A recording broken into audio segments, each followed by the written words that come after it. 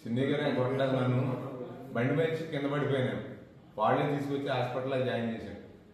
ఆ రంగం మా పిల్లలు వచ్చి వీళ్ళు కలిసి హాస్పిటల్లో జాయిన్ చేసి అతను ఈ మాట నెట్ట కల్పించారో మరి ఎట్లా చేశారో అదైతే నాకైతే తెలియదు. నుంచి వస్తున్నాను కమ్మరిగొడ్డు పనికి ఇంటికి వస్తుంటే బండి నుంచి పడిపోయాను నేను.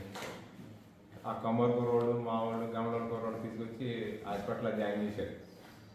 జాయిన్ చేసిన తర్వాత ఎక్స్ట్రా తీశారు. తీసిన తర్వాత ఎక్స్ట్రాలో కొరవాళ్ళు అనుకున్నాను. అతను వచ్చి ఎవరు కొట్టారు ఏంటి అసలు ఎడదగలేని అడిగారు. ఎట్టకొట్టి పడ్డాను వదిలేయమన్నాను. వదలలేదు. మళ్ళీ ఫోటోలు అవి తీసుకుని వీడియోలు అవి ఎత్తున్నాను. మన డాక్టర్ హాస్పిటల్లో మనిషి అనుకున్నాను అసలు నేను.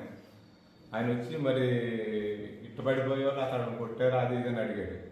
ఎవరు కొడతాం కాదండి, నేను పడిపోయానని చెప్తుంటే ఎందుకంటే ఇట్లా అన్నారని తలుపేసి అందరం బయట పంపించింది. వీళ్ళందరూ ఎవరు లేరు లోపల.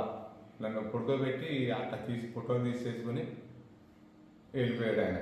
దీని ఏం చేశారంటే సెల్లో పెట్టి నేను అనుకోండానే ఆ మాటలు కల్పించు నా వాయిస్ కల్పించి ఎట్ట పెట్టారు వేరే పెట్టేసి మొత్తం వదిలేరు అంటున్నారు.